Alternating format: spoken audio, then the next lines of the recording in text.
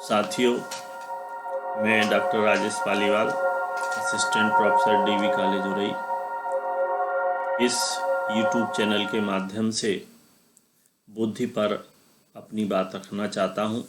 बुद्धि अर्थात जिसे हम अंग्रेजी में इंटेलिजेंस कहते हैं। बुद्धि का प्रयोग प्राचीन काल से अनेक संदर्भों में होता आया है।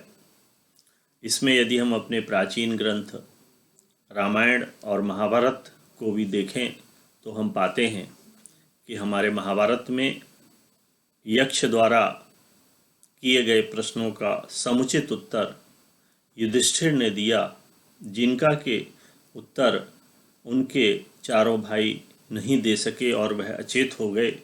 तो यह माना गया कि युधिष्ठिर में अधिक बुद्धि थी।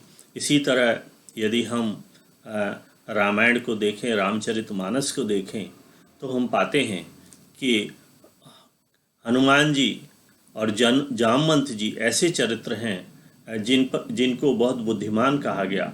और जब किसी समस्या का समाधान रामायण में हम देखें किसी के पास नहीं होता था तो कहता थे कि हनुमान जी इस समस्या का समाधान बता सकते हैं या इस समस्या से वह मुक्ति दिला सकते हैं। उसी प्रकार जामवंत जी को भी बहुत बुद्धिमान माना गया और उन्होंने रामायण के अनेक प्रसंगों में इस बात को मनवाया कि वह वास्तव में बुद्धिमान है। इसके बाद यदि हम देखें कि मनोविज्ञान में, जो कि बाद में अस्तित्व में आया है, जो कि मन का विज्ञान है, उसमें भी जो विद्वानों ने कहा तो बुद्धि को 3 भागों में वहाँ पर बांटा गया। बुद्धि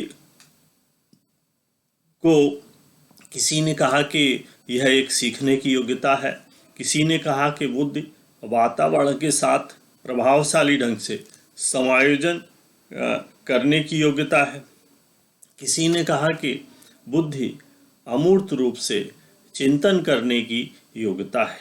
और आज भी जो मनोविज्ञान में यह बड़ा ही विवादास्पद विषय बने हुआ है कि आखिर बुद्धि क्या है, क्योंकि बुद्धि एक जटिल चर है।